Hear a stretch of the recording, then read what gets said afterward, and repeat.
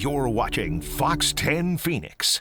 Now, let's get to some local headlines at this hour. New this morning, a huge house fire under investigation. And this is in the West Valley in Sun City, 107th Avenue in Peoria.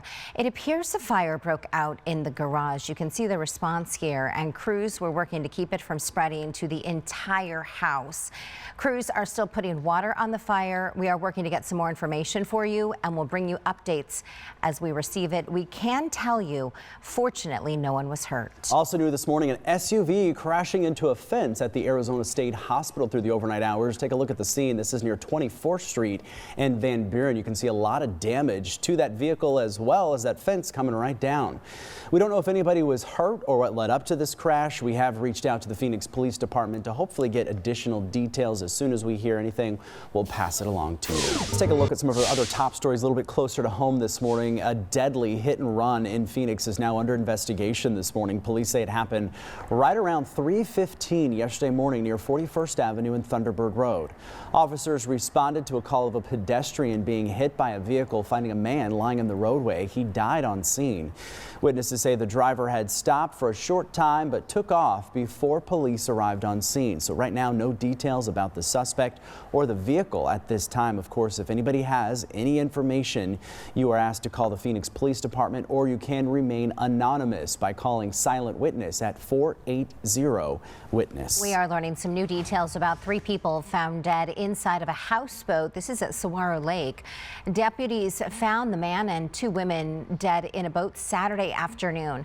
Maricopa County Sheriff's deputies believe they died of carbon monoxide poisoning. They found no signs of suspicious activity.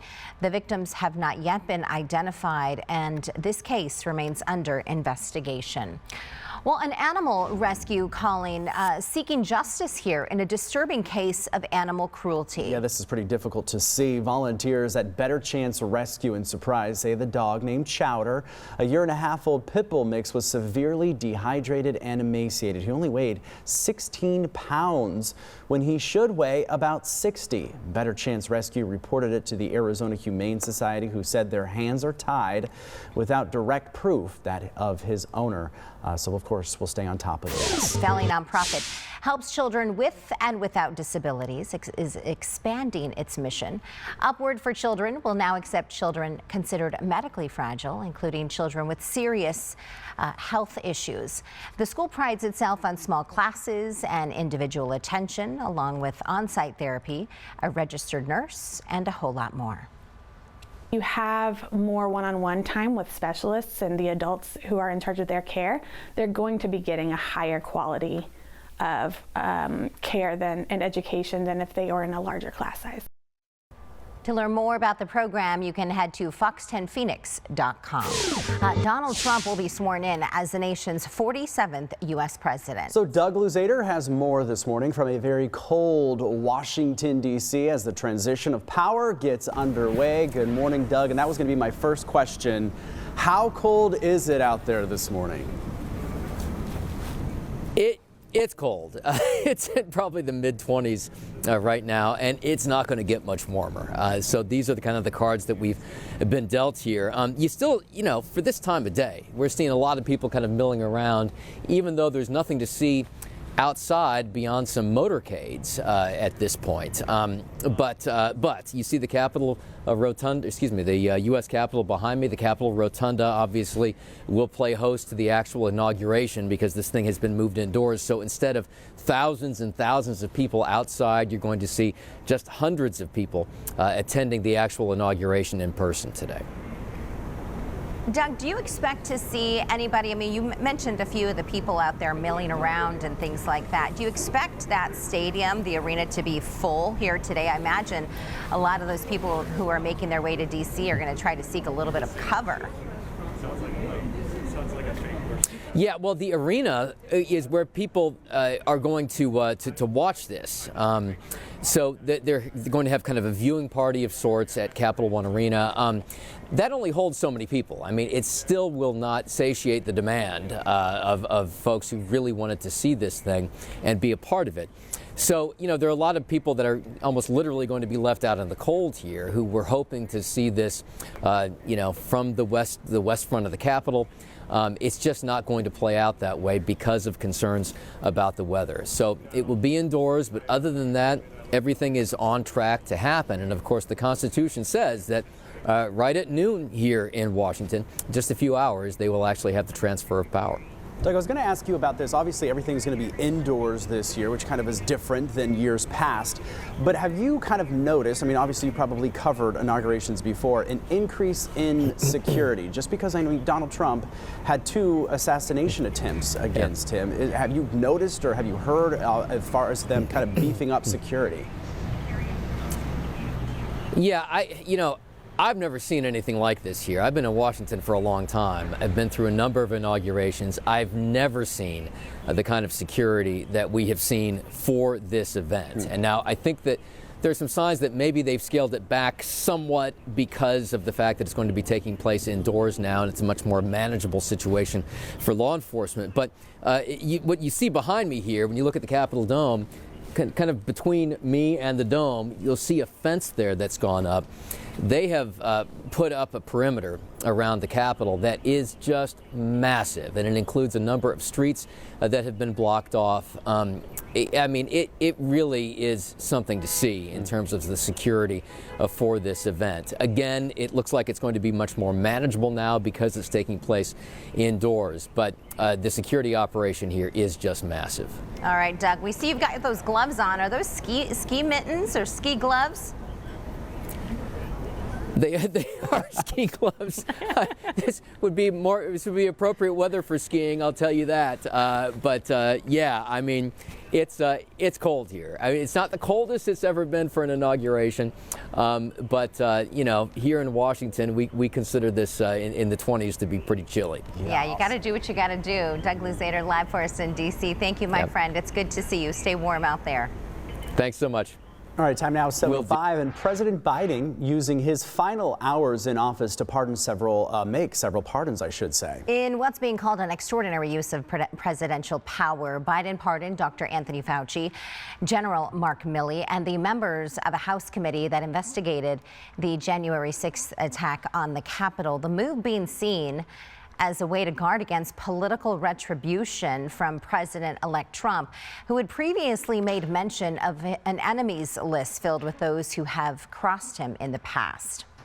We also have live pictures this morning coming in from Washington, D.C. at this hour. A couple of different vantage points here at this hour. We've mentioned already the swearing-in ceremony moving inside the Capitol Rotunda due to some of those bitter cold temperatures. And, Doug Luzader was speaking about that just a few moments ago. He needs something over his ears, don't you think? Yeah, I think so. Maybe some like earmuffs. Can we Amazon him? Amazon Prime him some earmuffs? Joining us in studio this morning, political consultant Stan Barnes. Stan, it's good to see you, my friend. It's really good to be here. Thank you for having me on this big day. It is a very big day. I think a lot of people are wondering what can we expect to see? We've seen Trump talk about tariffs, purchasing Greenland, which is kind of a big idea. We're just taking Greenland. I don't know if Biden or not. Taking it over. What are your thoughts on what we'll see? Yeah, we're living in the kind of history that our children in the future will be watching and reading about. It is remarkable. I think the president's going to come out with this shock and awe thing. He really wants to lay it down on day one. We're hearing about 200 plus different executive orders. The border for sure, but the border is one giant category. We're talking about making the drug cartels, terrorist organizations, and all kinds of remain in Mexico and other things like that, plus the tariffs, plus the J6 pardons. I mean, and then it goes on 197 after that. I mean, it's going to be I know it's early in the year, but it might be the biggest news day of 2025. There's going to be so much happening. including the pardons today by Joe Biden And on the that's way what- out the door. Yes, so true. I'm thinking that Ty here needs to go get a pardon. I don't know what crimes you've committed, Well, but Joe listen, Biden's Stan, handing them out. He's like Oprah. You get a pardon. Yeah, you get a pardon. and you Everybody gets a pardon. Let's talk about this because you mentioned a little bit about kind of the day one, and this is something that I know that his team, transition team, has been talking about, that promises made, promises kept. So is this kind of all trying to make a big show of it day one? Yeah, I don't remember other presidents doing this kind of thing, but this particular president, a unique individual in U.S. history, wants to lay down a marker that is different than any other president. In addition to being the second president to ever serve 2 terms non-consecutively, everything they've put Trump through, whether you like him or you don't like him, everything they put him through, the fact that he's regained the Oval Office is just incredible. And he wants to evidently do something that is bigger than normal history. And so he's created this long laundry list of things a president can do, and he's just going to do it. And he's going to say to the world, you know, there's a new sheriff in town, and get used to it. And you can feel, I think, you can feel the whole country, the whole world is saying, when has the United States gone from this to that in such an extreme manner? I mean, just in a big distance. The distance between Joe Biden's attitude about the presidency and Donald Trump's attitude has got to be the biggest spread in U.S. history. And Trump wants to ring that bell, is what he wants to do. I think you're right. And you saw this in the last couple of months where he already started making appointments and big announcements. And it seems as though at a time when you would think the president who was leaving office would be making some big headlines, although there are some with the pardons, right. Trump seems to be really making a name for himself and making these big appointments. You're right. And that's part of the insight in the history, is that Trump has almost effectively been the president for the last month. I mean, the world leaders are reacting. There's a lot of credit to him for the ceasefire in the Middle East. All the anticipation of the dramatic change is already happening. It's a leading indicator. Now it's going, and now he's going to get, at noon Eastern time, he's going to get the pen in hand. He's going to be the legitimate president. Watch out. I think it's going to be just more history in the making, really. All right, we want to bring you in here and watch this live. I believe we have Biden and Harris meeting. This may be, Stan, one of the last times we see this group together. Wow, this is fun to watch. Yes, it may be the last time. It probably will be the last time. I'm not sure they like each other, so they probably aren't getting together socially. Maybe they are, I don't know. But this is really the part of the ceremony, the pomp and the circumstance of peaceful transfer of power.